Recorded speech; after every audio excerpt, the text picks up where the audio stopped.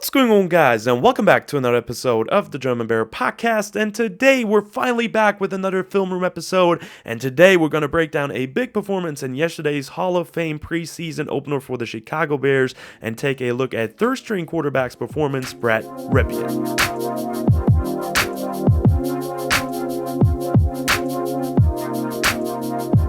And yesterday was all about letting it rip for the Chicago Bears in a very entertaining Hall of Fame game, in my opinion. And with that, I'm also finally back with making videos on the channel, boys. It's been some time.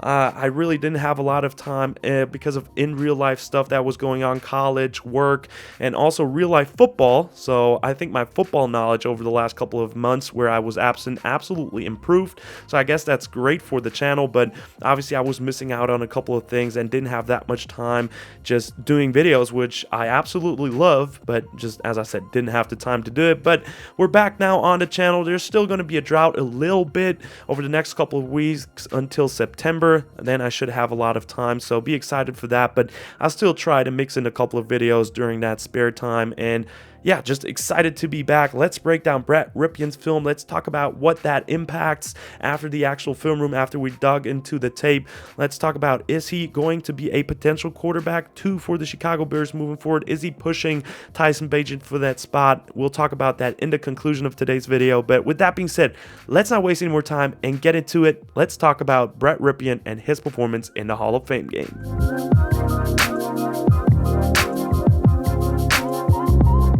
And he had a absolutely massive performance. I didn't expect that from him. I didn't expect the Hall of Fame game to be this entertaining, but let's get right into it. First play, we have a power play action play for the Chicago Bears in a 2-by-2 formation.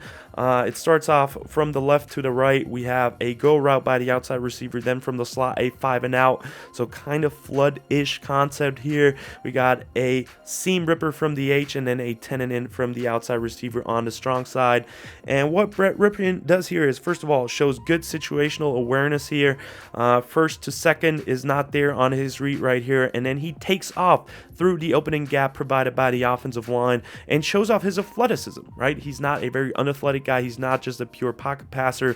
So showed that off here in his first play for the Chicago Bears, his first true passing snap in the Bears uniform, and got a first down. So I think conceptually, I think it was nice to see that the Bears were trying to attack and give him a couple of easy reads here, Shane Waldron, but he took advantage of it. Nothing was open, so he took off and just got the yards by himself through a run. So that was great to see.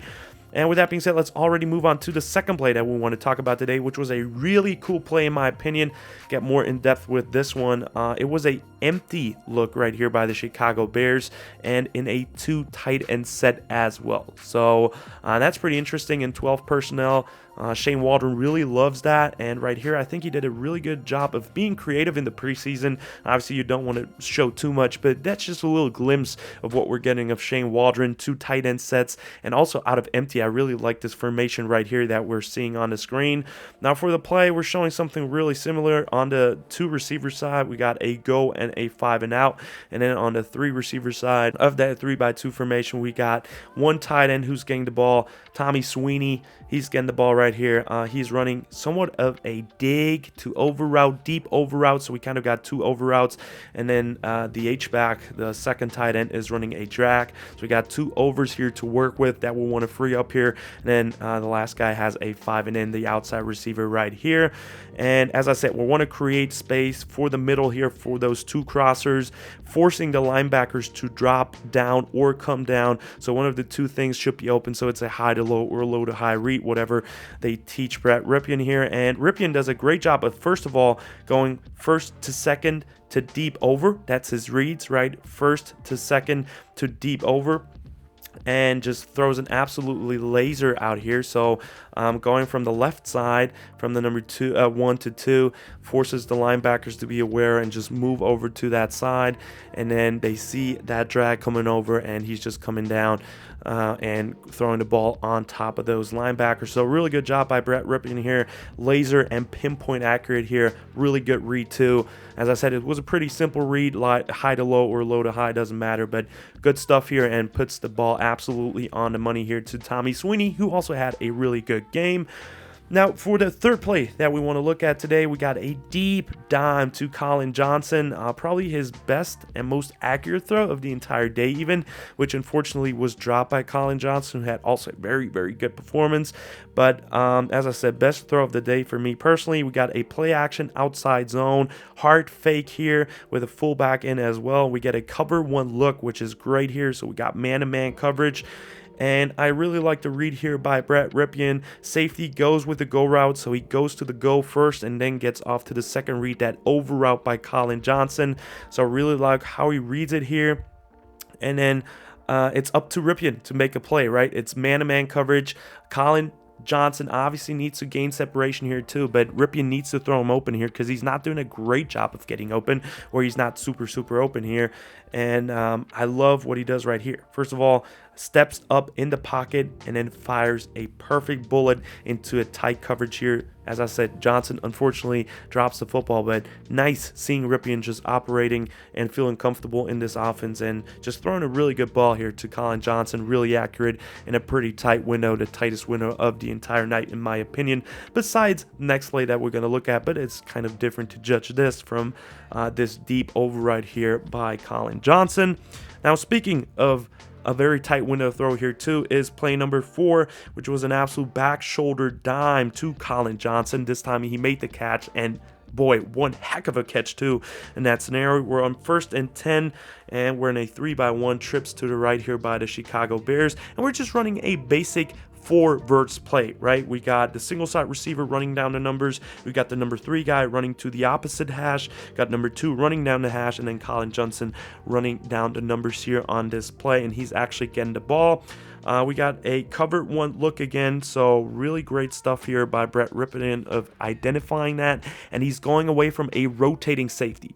One safety is going to rotate and play in the deep zone, and he's rotating to the single side. Brett Rypien saw that and just saw it a pure one-on-one situation with Colin Johnson. He took advantage of that and threw the ball with a pinpoint accurate ball, again ripping it down the field.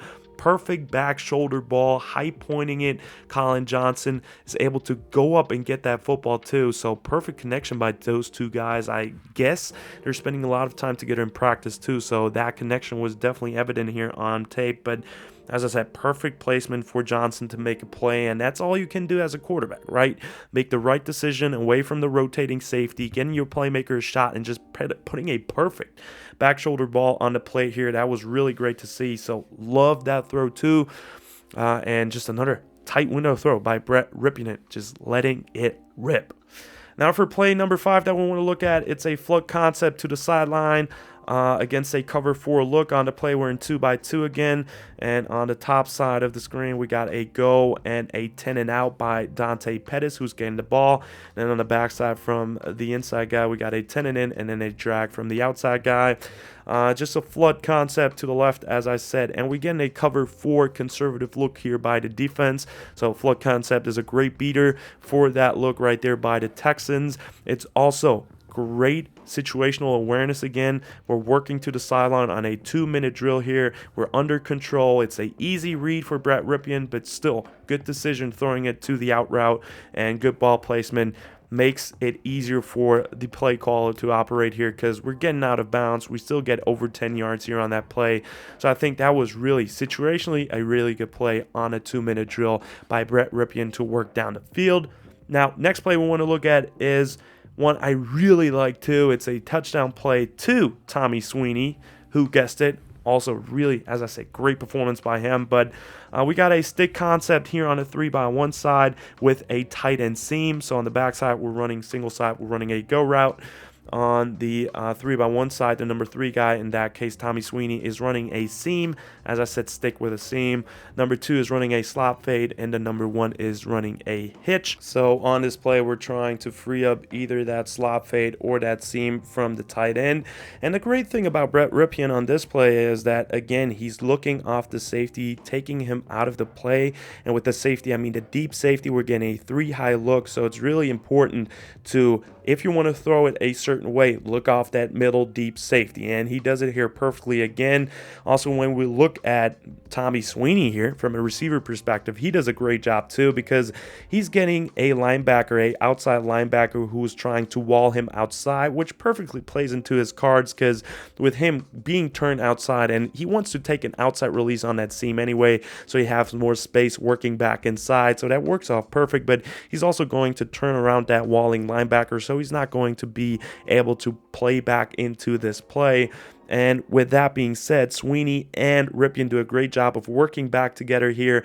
Rypien, really decisive throw here by him, looks off the safety and then fires it in between the safety and linebacker here to Tommy Sweeney. But yeah, great ball, great execution by the offense overall. That was really, really fun to see. And in preseason, just a play you don't expect, especially in the Hall of Fame game, which is like the earliest of preseason games where so many things should go wrong. The offense looked really, really intact, which I love to see, because it tells me Shane Waldron also has a lot of control over the situation, and he just knows what he wants to do. But moving on to play number 7 that we want to look at today, it's another hard play action pass, which was also evident. A lot of play action by Shane Waldron. He is not known for being the guy that uses play action the most, but definitely did it here in this game. That's getting me excited too for Caleb Williams, because I know Caleb's going to thrive in play action situations. But right here, a hard play action, fake jet, fake inside zone. So really a longer developing play action here. And I really like how Brett Rypien sells this play right here. Is very patient. He trusts the protection, and then the linebackers bite down hard, and we're hitting a perfect touch throw over the middle to number 47 to Tommy Sweeney here once again. So that was great to see, and just from Rypien, trusting the protection, keeping the eyes downfield, having a good play action sell on the plate. That was really nice to see. And again, great touch and accuracy here by Brett Rypien on this play, and Tommy Sweeney again showing up. Now, for the second to last play that we want to look at today was one where he really showed some good pocket movement. Was later in the game where he extended the pocket. On the play, we got a 2x2 stack formation. The outside receiver is running both outside receivers actually running a out route, speed outs. And then number 87, Bates, who's getting the ball right here, is running a whip. And then at the bottom from the slot receiver, we got a slot fade / just regular fade route right here. And he starts off with the read to his right, so to the bottom of the screen right here, and then it's not there. So what does he do? He does not panic, but at the same moment, he's getting pressure from the inside, because Ja'Tyre Carter is getting beat inside into the B gap, so he needs to escape the pocket, and here he shows some really good senses the pressure up the middle, steps up, rolls, and then still has his eyes down the field all the time, and then finds Bates relatively late into the play on his rip route for a big gain. And what I love about this play is it just shows something again that he hasn't shown throughout this game. It shows him being able to sense pressure, get out of the pocket, make something happen after the play technically broke down from the offensive line perspective. So that was really good to see as well. And then the last play that we want to look at today is the touchdown, the second touchdown to Collin Johnson, which was a great play design, a great execution overall by the offense, and just a good play to finish off this game after it was obviously canceled due to the bad weather. But right here, we're in a 3-by-1 situation. We're almost playing the exact same play as we did on the Tommy Sweeney touchdown on that seam route, but this time he's not going to Sweeney, but he's going to Collin Johnson. On the 3-by-1 side, we have the exactly same. Number 3 is running a seam, number 2 is running a slot fade, and number 1 is having that hitch. We got the running back out to the single side on a swing route, and then Collin Johnson is running some type of inside stem release, corner to out breaking route to the back pylon of the end zone. And right here, this time, it's a cover 1 in the red zone.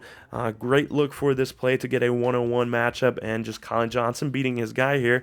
And what Rypien does here, what's really great, is he keeps his eyes on the safety locked to the middle, so that safety is expecting that seam route from the tight end again, and he thinks, oh, this time I'm ready to getting the ball here and getting an interception. But the great thing is he just looks there and then gets off of it to Collin Johnson. And then the big issue or big hurdle that we're going to get over here is it's just all about Collin Johnson winning his 1-on-1 here. And just to explain his route real quick, he gets an inside stem with an outbreaking route, so he cannot be caught up if he's getting an inside release. So he's expecting, or probably expecting, a lot of contact here. So what he needs to do is restack and get on top of that cornerback and then sell something inside and then break outside. And he does that exactly perfect here. Very strong at the release point, works inside, then stacks the corner, and then works back outside, which won him this route right here. So for Rypien, it's a pretty easy throw, I would say. Still put it on the money, but the big thing for him here was to look away to safety again and then working the one-on-one to your receiver that you trust. And Colin Johnson just showing his route running here, really good understanding of what he needs to do in order to get open on the play. So that was really good to see as well, and just a perfect play to end that day for the Brett Rypien and Colin Johnson legacy game, and it was just so much fun to see. But with that being said, that brings us, or leads us, to the conclusion of today's video. Will this actually make Brett Rypien a contender for the QB2 spot for the Chicago Bears? Is he going to challenge Tyson Bagent with his play in the Hall of Fame game? And as of right now, I'd say definitely not. Tyson Bagent has shown that he can win with the Chicago Bears last year in a couple of games where he needed to step in for Justin Fields. And even though Brett Rypien also has showed that quality over the last couple of years where he got the opportunity to start in a couple of games, also only 4 games, I think the same amount as Tyson Bagent. Bagent also only got 1 drive to showcase his skills, and he didn't do a bad job. And second of all, it's still only the Hall of Fame game. Now, Brett Rypien showed a lot of great things, and I think it's good to have a quarterback 3 kind of pushing the quarterback 2, but it's still a matter of time, and we need to wait out the preseason to really get a conclusion on if it's really a battle or not. It's going to be showcased over the next couple of weeks in training camp and the next couple of preseason performances, where Tyson Bagent is also going to get a lot more reps. So I think that's going to be really, really interesting. But as of right now, I would not say he's going to challenge him for that spot. But at the same time, he's a veteran quarterback, something that we are definitely missing on the roster. And I don't know if the Bears want to keep 3 quarterbacks on the roster or potentially put Rypien on the practice squad, even though after this performance, it's going to be a little bit dangerous. But it would definitely make sense to get a veteran presence in, because Tyson Bagent is a really good quarterback, a really good QB2 in this league, in my opinion. I truly believe that, but he doesn't have the experience of a guy like Brett Rypien, who has been in a couple of systems, and he also knows Shane Waldron's system already. So I think it would not be bad to have him as a mentor type of guy for Caleb to ease his ways into the NFL even more. But at the end of the day, Brett Rypien and also Colin Johnson and Tommy Sweeney, shout out to those guys, but they really made the Hall of Fame game a fun game, and it was a lot of fun breaking down this film for you guys, and I hope you had also as much fun as I did making this video. But with that being said, that's the end of today's episode, guys. It was so good to being back, making another video for the channel. It was so much fun, and I'm definitely looking forward to for a lot more film breakdowns over the next couple of weeks. But yeah, as I said, that's the end of the episode, guys. I hope you've enjoyed it. Definitely let me know in the comments down below what you think of Brett Rypien's performance, letting it rip. Like and subscribe if you liked the video. Check out Instagram and Twitter if you want to as well. And as always, guys, bear down.